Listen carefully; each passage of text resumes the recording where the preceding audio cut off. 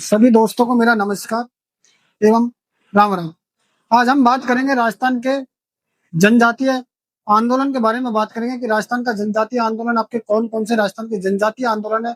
कई तरह के कंपटीशन एग्जामों में पूछा जाता है कि निम्न में से कौन सा आपका जनजातीय आंदोलन नहीं है। हम बात करेंगे कि राजस्थान का जनजातीय आंदोलन आपके कौन कौन से थे। ऐसे आपके राजस्थान के 4 जनजातीय आंदोलन है। बात करेंगे हम चारों का। देखिए, पहला आपका भगत आंदोलन।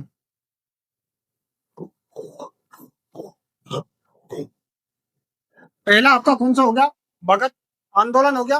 दूसरे की हम बात करें तो दूसरा हमारा हो जाएगा एक ही आंदोलन। एक ही आंदोलन।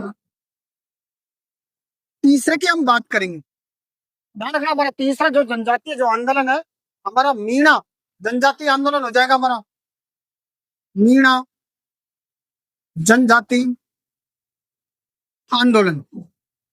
मीणा जनजाति आंदोलन। चौथा हमारा हो जाएगा लसाड़िया। ध्यान रखना, लसाड़िया जनजाति आंदोलन। तो हमने बात की कि राजस्थान के 4 जनजातीय आंदोलन है, जिनमें पहले की बात करें हम, पहला आपका भगत आंदोलन है। दूसरे की हम बात करें, दूसरा आपका एक ही आंदोलन। तीसरा मीणा जनजातीय आंदोलन। और चौथे की हम बात करें तो आपका लसाड़िया आंदोलन। ये चारों आपके पूछे जाते हैं एग्जामों में।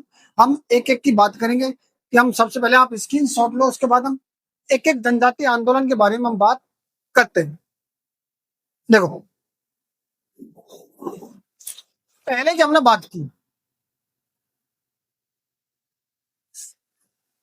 पहला पहला था हमारा भगत आंदोलन। देखो, भगत आंदोलन की बात करें तो देखो, स्थापना, भगत आंदोलन की जो स्थापना होती है 1911 ईस्वी। संस्थापक की बात करें तो भगत आंदोलन का जो संस्थापक था वो आपके गोविंद गिरी। देखो, उद्देश्य क्या था इनका? जो उद्देश्य था भीलों में जन जागृति फैलाना था। जैसे कुप्रथा है, छुआछूत है, इनसे निजात दिलवाना था। ध्यान रखना, उद्देश्य था इनका, उद्देश्य भीलों में जन जागृति जगाना। देखो, इन्होंने एक और आपके ध्यान रखना, दूसरा इसमें आपके संप सभा की स्थापना की। संप सभा, ध्यान रखना, संप सभा। तो संप सभा की जो स्थापना की जाती है, ये भी आपको ध्यान रखना, संप सभा की जो स्थापना हुई थी गोविंद गिरी के द्वारा की गई थी। और संप सभा की स्थापना 1883 ईस्वी में की गई थी। और ध्यान रखना, उद्देश्य इनका भी, उद्देश्य भीलों में जन जागृति फैलाना था। इनका उद्देश्य भी क्या था? भीलों में जन जागृति फैलाना था। संप सभा की स्थापना की बात करो, स्थापना 1883। संस्थापक की बात की जाए, संस्थापक गोविंद गिरी। पर बात की जाए उद्देश्य, भीलों में जन जागृति फैलाना। देखो, हमने बात की कि आपका भगत आंदोलन की स्थापना की बात की तो 1911 ईस्वी में भगत आंदोलन की जो रूपरेखा तैयार की गई थी वो 1911 में। और संप सभा की जो स्थापना की गई थी वो आपका 1883 ईस्वी में की गई थी आपकी। देखो, हम बात करते हैं, एक बार आप स्क्रीन शॉट लो, उससे आगे हम बात करेंगे इनके बारे में कि आपकी संप सभा की स्थापना 1883 ईस्वी। संस्थापक आपका गोविंद गिरी। उद्देश्य भीलों में जन जागृति फैलाना था इनका। और स्थापना 1911 में भगत आंदोलन हुई। संस्थापक गोविंद गिरी। उद्देश्य भीलों में जन जागृति फैलाना था। एक बार आप स्क्रीन शॉट लो, उसके बाद हम आगे बात करते हैं इसके बारे में। आगे देखो, बात कर रहे हैं गोविंद गिरी की, बात करते हैं आपके गोविंद गिरी। देखो, गोविंद गिरी की हमने बात की, जन्म की बात की, तो 20 दिसंबर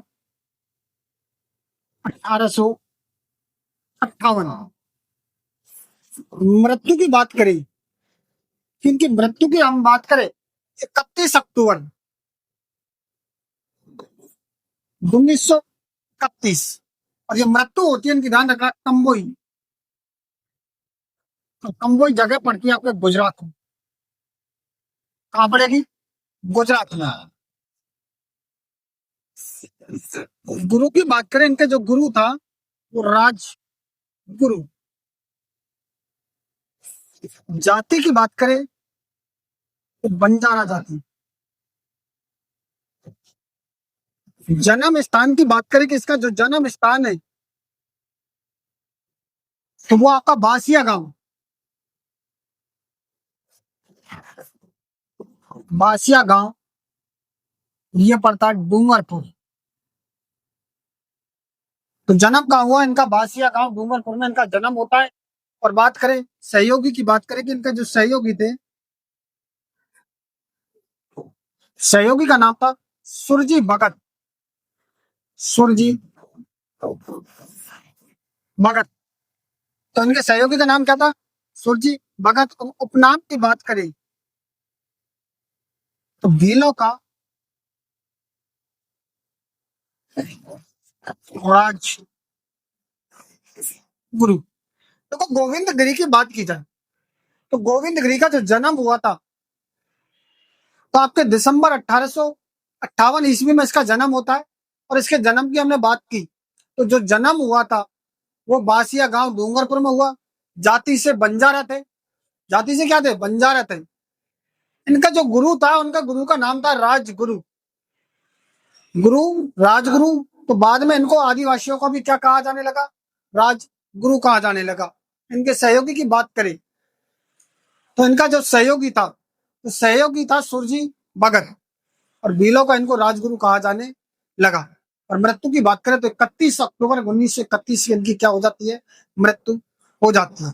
जाति से बंजारा थे। तो एक बार आप स्क्रीनशॉट लो, उसके बाद हम आगे की बात करते हैं। देखो,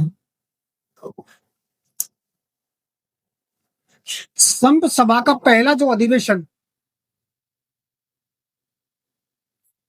बात करें संत सभा, इसका जो पहला अधिवेशन, संत सभा का पहला अधिवेशन 1903 ईस्वी। और ये हुआ आपका मानगढ़ धाम, बासा। क्या होता है आपके? मानगढ़ धाम बांसवाड़ा में हुआ। और यहाँ बात की जाए तो देखो, मानगढ़ धाम धाम हत्या कांड। तो बात करते हैं मानगढ़ धाम हत्याकांड के बारे में। अगर हम बात की जाए, मानगढ़ धाम हत्याकांड जो आपके हुआ था, मानगढ़ धाम हत्याकांड होता है आपके बांसवाड़ा में हुआ। कहाँ हुआ? आपके बांसवाड़ा में होता है। भील जो बटालियन थी, भील कोर के द्वारा यहाँ पर किसानों की सभा पर अंधाधुंध गोलियां चलाई जाती है, जिससे 1500 भील यहाँ पे क्या होते हैं? शहीद होते हैं किसान आपके। और यहाँ पे महात्मा गांधी ने इसको जलियांवाला प्रथम बाग हत्याकांड कहा। तो देखो, इसके बारे में बात की जाए हम तो मानगढ़ धाम, तो ये मानगढ़ धाम पड़ेगा आपका बांसवाड़ा। घटना की बात करो, 17 नवंबर 1913,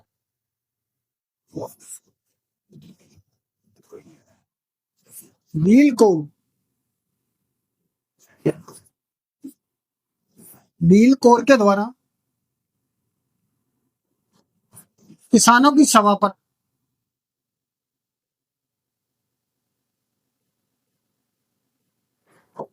किसानों की सभा पर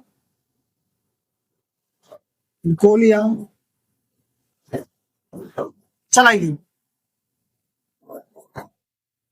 शहीद कितने हुए? तो शहीद की बात करें, 1500। महात्मा गांधी ने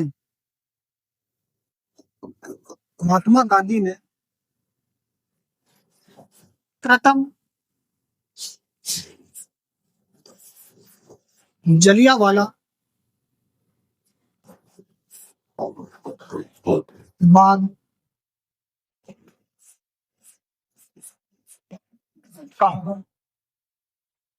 तो देखो मानगढ़ जो धाम हत्याकांड था आपका, मानगढ़ धाम जो हत्याकांड था, वो आपके 17 नवंबर 1913 को आपके बांसवाड़ा में होता है। और यहाँ पर भील कोर के द्वारा किसानों की सभा पर यहाँ गोलियां चलाई जाती है। और उस सब गोलियां जो चलाई जाती है, इसमें वहां पर 1500 भील आपके क्या हुए, शहीद हो जाते हैं। तो उसे महात्मा गांधी ने प्रथम जलियांवाला बाग हत्याकांड की इसको क्या दिए, संज्ञा दिए। तो मानगढ़ धाम हत्याकांड आपका कहाँ, बांसवाड़ा। घटना 17 नवंबर 1913, भील कोर के द्वारा यहाँ गोलियां चलाई जाती है, इसमें 1500 भील आपके क्या हुए, शहीद हो जाते हैं। और महात्मा गांधी ने इसे प्रथम जलियांवाला बाग हत्याकांड की संज्ञा दी है। एक बार आप स्क्रीन शॉट ले लो, उसके बाद बात करें।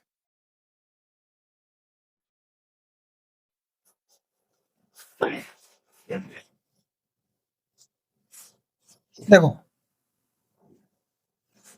बात करें अगला आंदोलन दूसरा,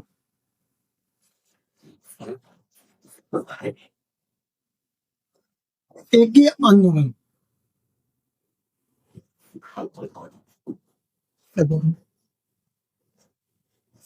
देखो, संस्थापक की बात करें,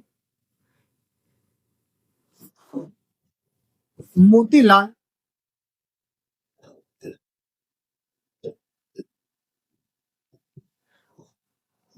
तेजाब। एक ही आंदोलन के संस्थापक की जब बात करें तो आपके मोतीलाल तेजावत है। और ध्यान रखना, उपदेश की बात करें तो भीलों में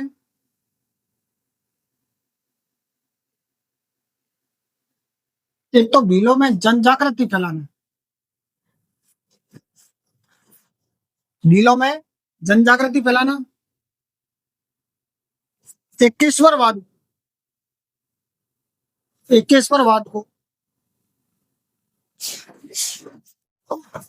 बढ़ावा देना। तीसरी बात की जाए तो पंचायतों का गठन करना। चौथी बात आपके छुआछूत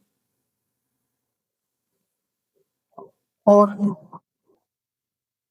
कुप्रथा को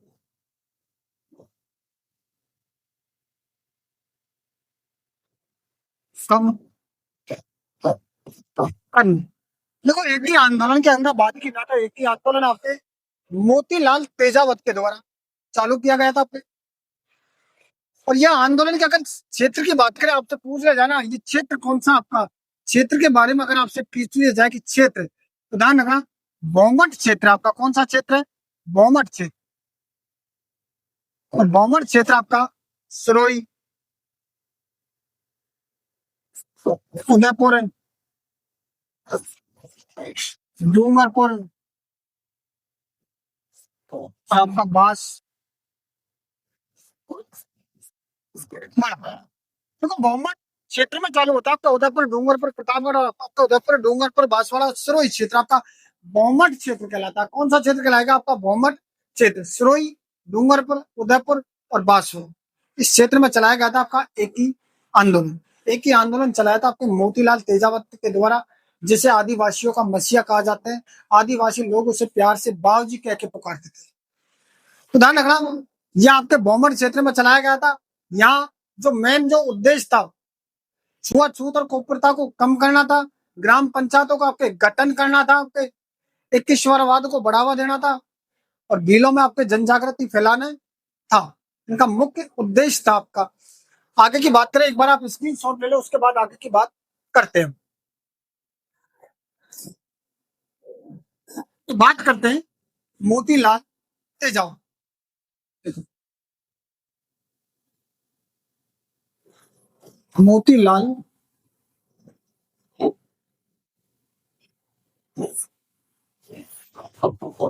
तेजाब। देखो, जन्म की बात करें तो 1886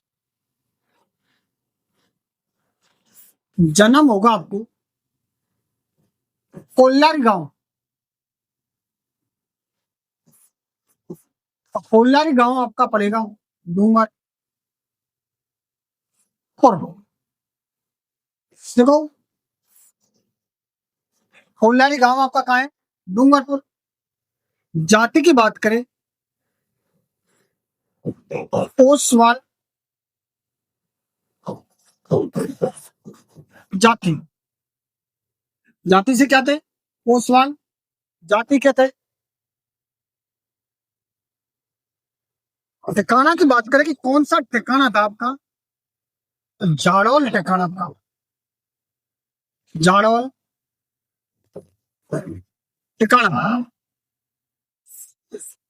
तो उपनाम की बात करें, नाम,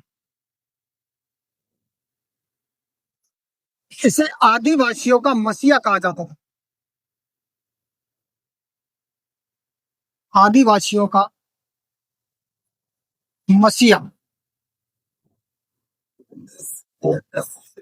आदिवासी लोग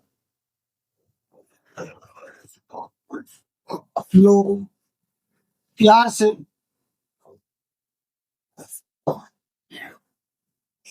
आदिवासी लोग प्यार से बाप जी कहकर बुलाते थे।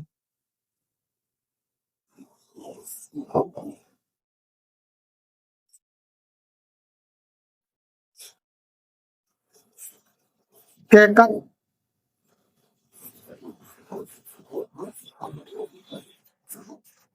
बुलाते थे। देखो, मोतीलाल तेजावत जन्म 1886 में।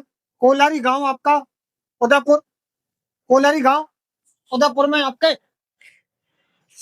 कोलारी गांव डूंगरपुर आपका। जाति से ओसवाल जाति थी। ठिकाना था आपका झाड़ोल ठिकाना। उपनाम, उपनाम आदिवासियों का मसीहा। आदिवासी लोग प्यार से बाप जी कहकर बुलाते थे। बात की जाए, एक बार आप स्क्रीन शॉट ले लो, एक बार देख लो। मोतीलाल तेजावत जन्म आपका 1886 ईस्वी। कोल्लारी गांव डूंगरपुर जाति थी ओसवाल जाति। ठिकाना था आपका झाड़ोल ठिकाना। और बात की जाए आपके झाड़ोल ठिकाने की, अगर बात की जाए ना आपके, तो नाम था इसको आदिवासी जाति आदिवासियों का मसीहा मानती थी। और इसे बाप जी कहकर इसे बुलाती थी। और यहाँ भी आपके ध्यान रखना, मेवाड़ भील कोर के द्वारा यहाँ भी आपके क्या चलाई जाए? गोलियां चलाई जाती है। और यहाँ एक हत्याकांड होता है आपका नीमला गांव हत्याकांड, जो आपका 7 मार्च 1922 को होता है। 21 सूत्रीय मांगे यहाँ आपके, जिसको कहा जाता है 21 सूत्रीय मांगों की बात करेंगे कि आपके 21 सूत्रीय मांगे क्या है। एक बार आप स्क्रीन शॉट लो, उसके बाद हम बात करेंगे उस पर। देखो,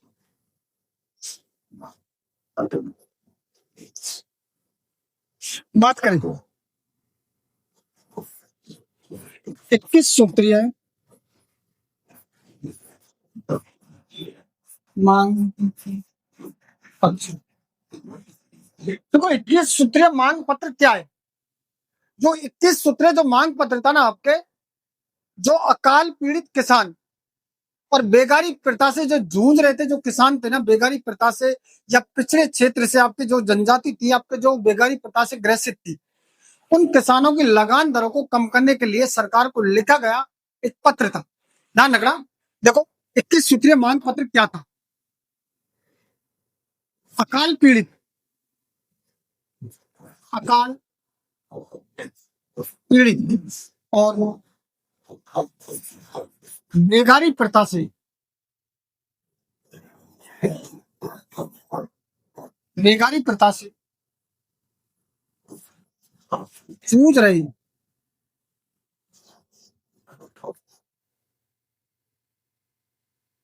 किसान और आदिवासी जनजाति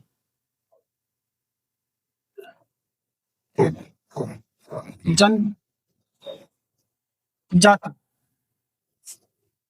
की लगान दर को कम करने के लिए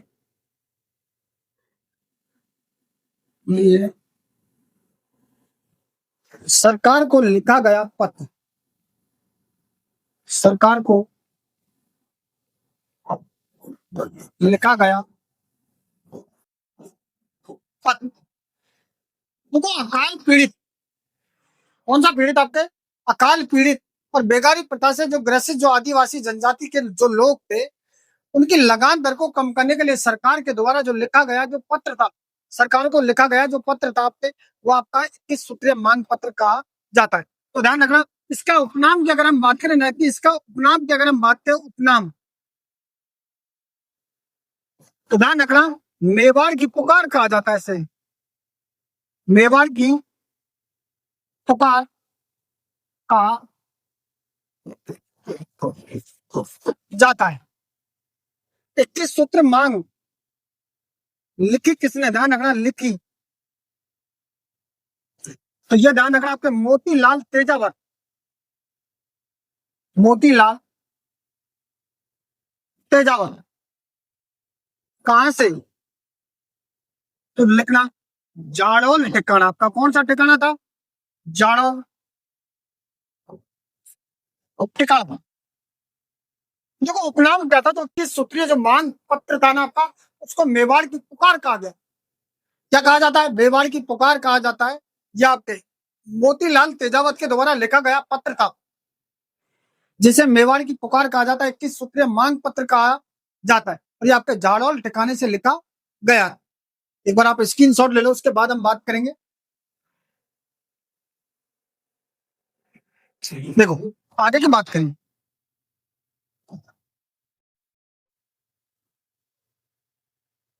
सर्वप्रथम आंदोलन की जो रूपरेखा थी आपके, सर्वप्रथम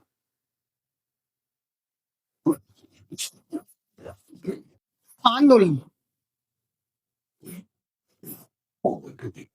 देखो आपका जाड़ौल ठिकाना,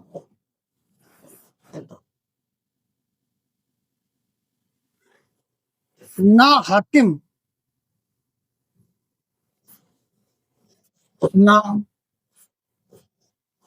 हुक्म, एक नारा दिया गया था आपका, ना हाकिम ना हुक्म का नारा, यह दिया गया था आपका कब, 1921 ईस्वी में। और आपको कहां से दिया जाएगा, झाड़ो ठिकाना, तो आप कह सकते हो उदयपुर। कहां से दिया जाएगा, उदयपुर से आपका दिया गया था। तो ध्यान रखना, 1921 में जो आपका ना हुक्म ना हाकिम का जो नारा दिया गया था आपके, 1921 में आपके झाड़ो ठिकाने से आपका दिया जाता। यहाँ जो हत्याकांड होता है आपके, ध्यान रखना, एक बार आप स्क्रीन शॉट ले लो, उसके बारे में बात करेंगे हम। या एक नीमला गांव हत्याकांड होता है आपका, उसमें बात करेंगे। देखो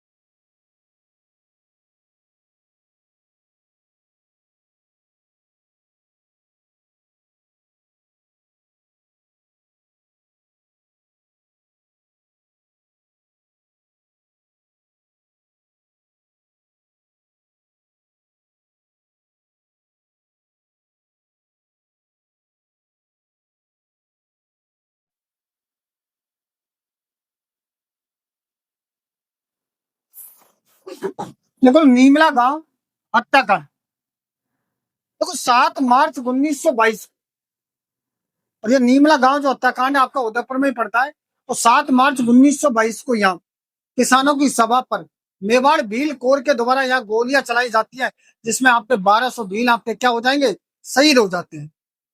और महात्मा गांधी ने इसको दूसरा आपका जलियांवाला बाग हत्याकांड की संज्ञा दी है। बात करते हैं इस पे। देखो नीमला गांव हत्याकांड, देखो घटना की बात करें, 7 मार्च 1922 कहाँ हुई, तो नीमला गांव, नीमला गांव उदयपुर में। ध्यान रखो, किसानों की सभा पर, किसानों की सभा पर मेवाड़ भील कोल,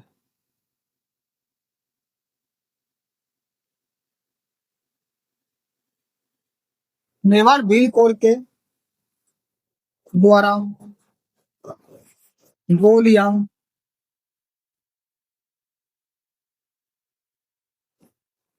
चलाई गई। ध्यान रखना, 7 मार्च 1922 को नीमला गांव हत्याकांड होता है उदयपुर में। नीमला गांव हत्याकांड कहाँ हुआ आपका? उदयपुर में। 7 मार्च 1922 का होता है। और यहाँ पर आपके गोलियां चलाई जाती है, मेवाड़ भील कोर के द्वारा गोलियां चलाई जाती है। और यहाँ आपके 1200 भील, आपके ध्यान रखना कितने शहीद हुए आपके। बात करें शहीदों की, बात करें तो आपके 1200 भील आपके क्या हुए? शहीद। 1200 भील क्या हुए आपके? शहीद। और महात्मा गांधी ने, महात्मा गांधी ने ऐसे ही दूसरा जलियांवाला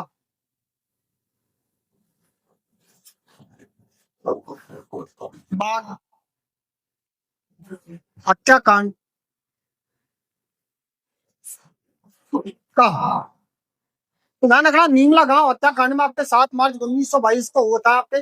और यहाँ मेवाड़ भील कोर के द्वारा गोलियां चलाई जाती है। और 1200 किसान यहाँ आपके शहीद होते हैं, जिसको महात्मा गांधी ने आपका दूसरा जलियांवाला बाग हत्याकांड की क्या दिया? आपके संज्ञा दी है। दूसरा जलियांवाला बाग हत्याकांड किसको कहा जाएगा आपका? तो नीमला गांव हत्याकांड। महात्मा गांधी ने पहला जलियांवाला बाग हत्याकांड की संज्ञा किसे दी है? तो आपका मानगढ़ धाम हत्याकांड आपका बांसवाड़ा में होता है, उसको पहला। और आपका नीमला गांव जो 7 मार्च 1922 को होता है, उसको दूसरा जलियांवाला बाग हत्याकांड की क्या दी है? संज्ञा। एक बार आप स्क्रीन शॉट ले लो, अपना आगे की बात करते हैं हम। देखो,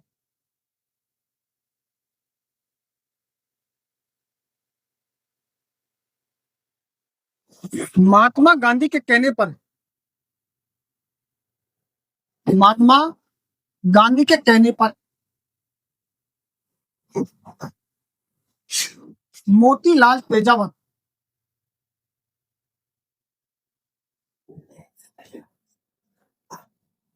मोतीलाल तेजावत ईडर की पुलिस के सामने, ईडर की पुलिस के सामने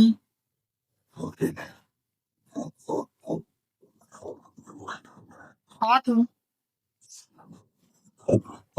समर्पण कर देता। देखो, ईडर की पुलिस के सामने यह आत्मसमर्पण कर देगा। और इस पर एक बैठक बैठाई जाएगी, जांच आयोग बैठा जाएगा, जो बाय इंद्रजा सभा कहलाती है। उसके बारे में बात करेंगे कि मेवाड़ की जो न्यायिक संस्था है ना, वो माए इंद्रजा सभा, गठन किसने किया? राजा सज्जन सिंह के द्वारा 1880 में गठन किया जाता है। और माए इंद्रजा सभा के द्वारा ही आपके मोतीलाल तेजावत को रिहा कर दिया जाता है। तो ध्यान रखना, आपने बात करते हैं तो जांच आयोग,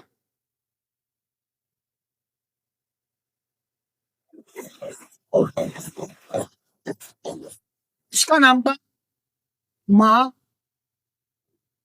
इंद्रजा सभा। देखो, गठन की बात करें 1880 ईस्वी में, संस्थापक की बात करें महाराजा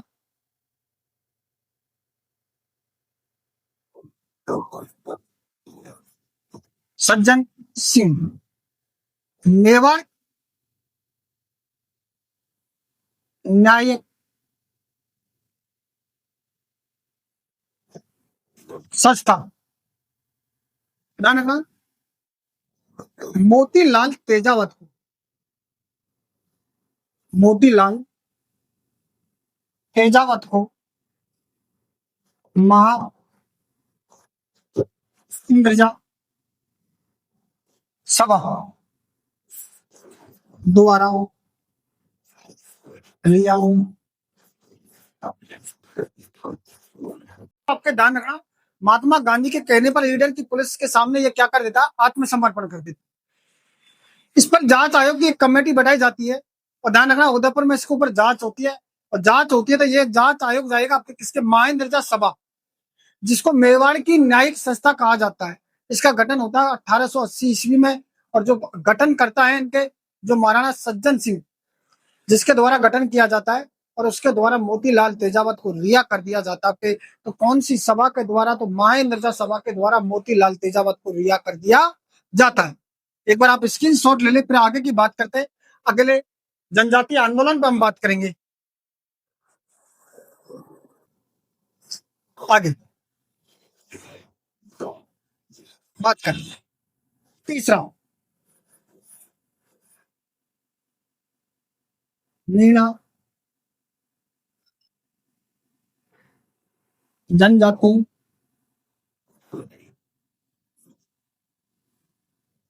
आंदोलन।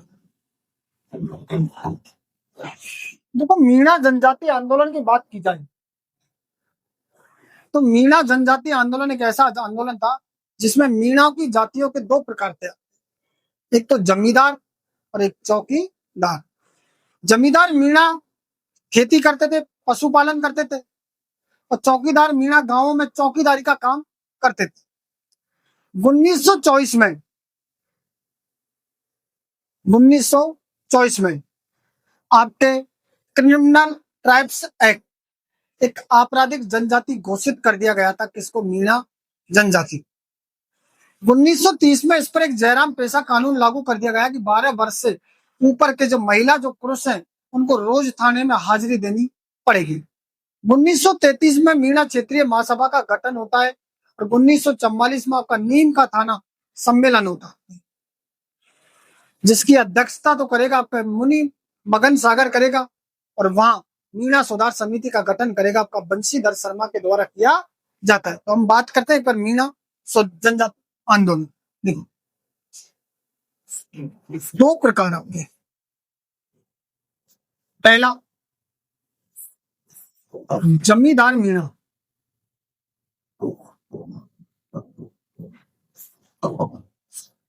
देखो, जमींदार जो मीणा थे, आपको खेती और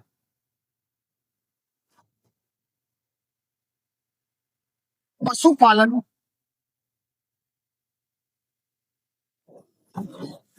करते थे। दूसरा,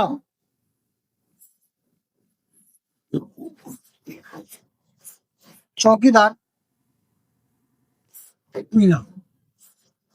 ये ध्यान रखना, आपको चौकीदारी का काम, चौकीदारी का काम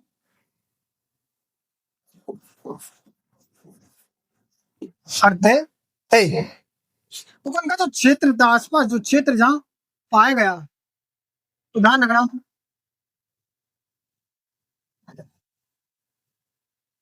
दूनार क्षेत्र। तो देखो, मीणा जनजाति आंदोलन आपके दो प्रकार थे।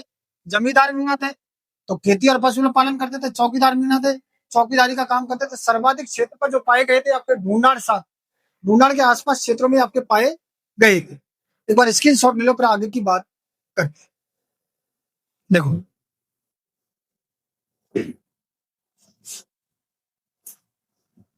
बात करें 1924, मीणा जनजाति को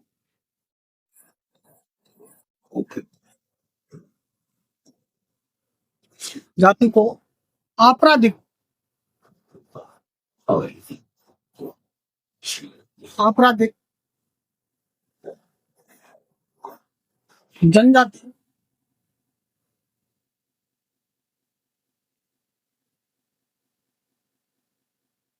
घोषित कर दिया, या कह सकते हैं आपके क्रिमिनल क्रिमिनल ट्राइब्स एक्ट। बात करें 1930, आपके जयराम पेशा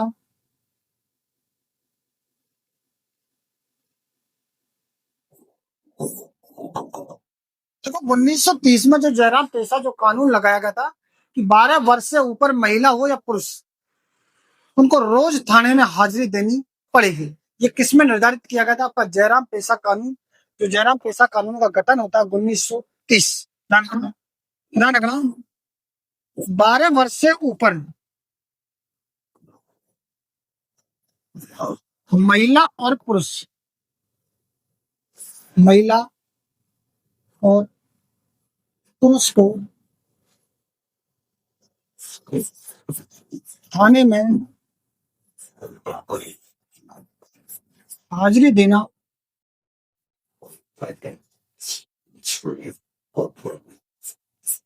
अनिवार्य किया गया है। और आपका 1933 मीना क्षेत्रीय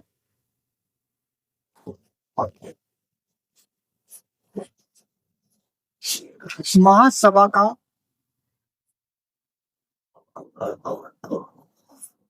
गठन।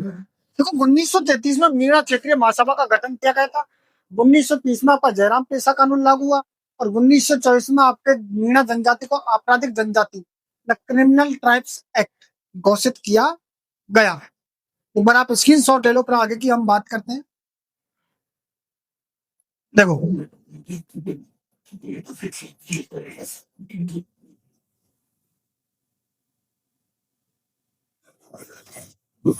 1944 नीम का थाना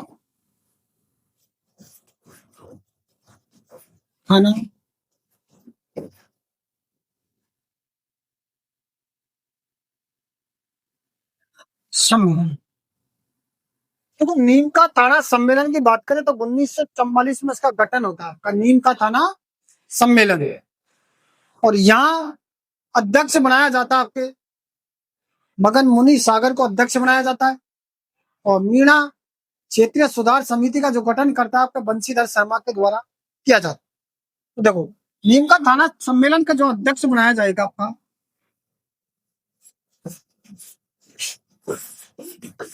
मगन मुनि सागर। बात करें मीणा सुधार समिति का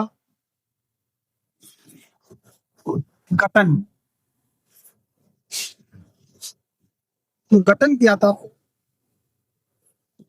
बंशीधर शर्मा। तो बात करें 1946 बागावास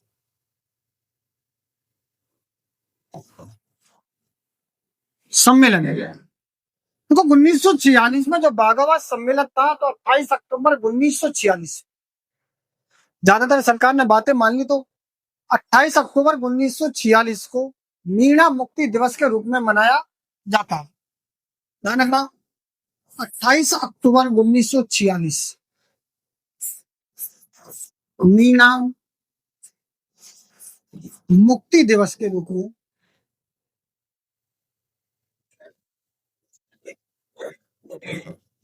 में मनाया जाता है। लास्ट बात करें इस पे हम तो ध्यान रखना 1952 आपका जयराम पेशा कानून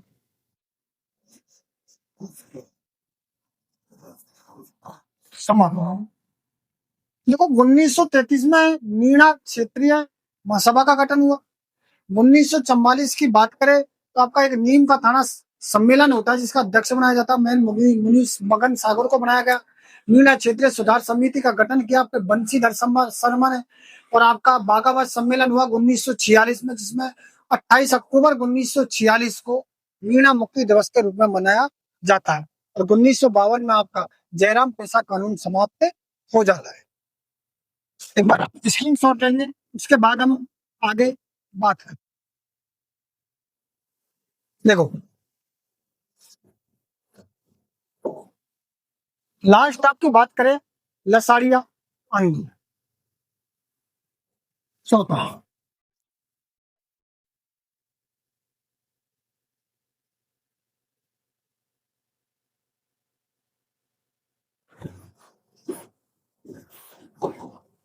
देखो, लसाड़िया आंधी।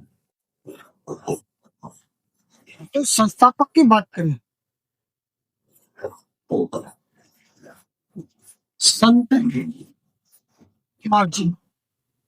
तो इसका जो संस्थापक था वो आपका संत मावजी था, जिसे विष्णु भगवान या कल्कि का अवतार माना जाता है। समझो, संत मावजी विष्णु भगवान का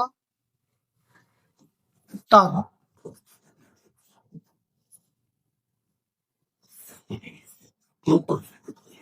दूसरा था कल्कि भगवान का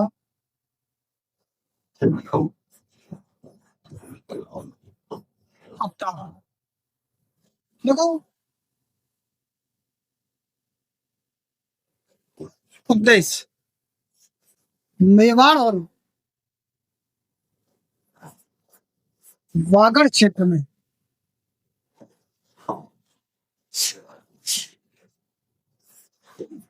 जन जागृति के लिए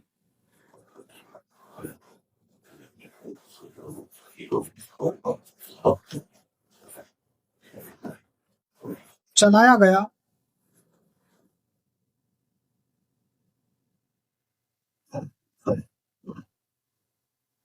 आंदोलन। देखो तुम, डूंगरपुर है, बांसवाड़ा आपका, मेवाड़ अंचल है आपका, क्षेत्र की बात करें, डूंगरपुर, बांसवाड़ा है आपका, आपका एक मेवाड़ अंचल। मतलब क्षेत्र की हमने बात की ना, उद्देश्य की आपका मेवाड़ मेवाड़ और बागड़ क्षेत्र में आपका चला गया। सामाजिक धार्मिक आपका सुधार आंदोलन कह सकते हैं इसको, आपके ना एक तरह का क्या है, सामाजिक धार्मिक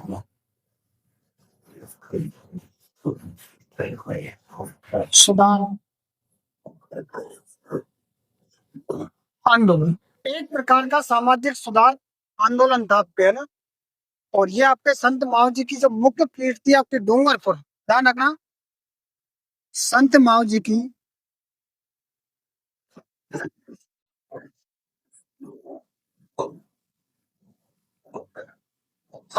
प्रमुख पीठ ये आपके डूंगरपुर, सांवला गांव,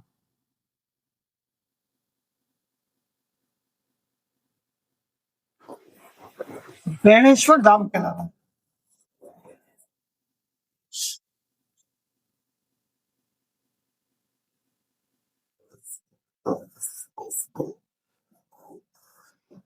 देखो, लसाड़िया आंदोलन संस्थापक था आपके संत मावजी, विष्णु भगवान का अवतार थे, कल्कि भगवान का अवतार माना गया। उद्देश्य मेवाड़ और बागड़ क्षेत्र में आपके जनजागृति आंदोलन को फैलाना था। जैसे आपके डूंगरपुर है, बांसवाड़ा है आपका, मेवाड़ आंचल है आपका। संत मावजी की जो मुख्य पीठ थी वो आपके डूंगरपुर की, और सांवला गांव एक प्रसिद्ध बेणेश्वर धाम को कहा जाता है। इनका जो मुख्य उद्देश्य था कि सामाजिक धार्मिक और आपके सुधार आंदोलन करना था। आपके छुआछूत और कुप्रथा जैसी बीमारियों को क्या करना था, कम करना। तो आज के लिए नहीं, जय हिंद, जय भारत। और आपका जनजाति जो आंदोलन है वो आपके समाप्त हुआ। हमारे यूट्यूब चैनल @उज्जवल कोचिंग क्लासेज को आप सब्सक्राइब करें, और आपका ऐसे ही हमारे ऊपर प्यार बना रहे। आप सभी को धन्यवाद।